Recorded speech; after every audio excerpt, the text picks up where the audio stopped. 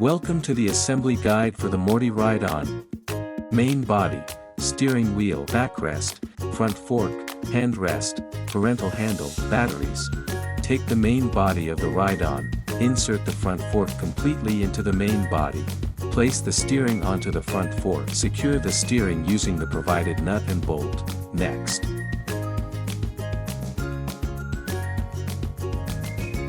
attach the backrest by pressing it firmly onto the main body.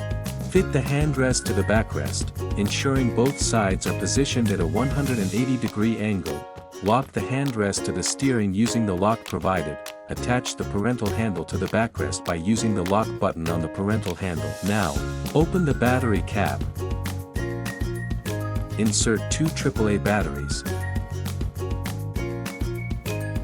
And close the cap securely.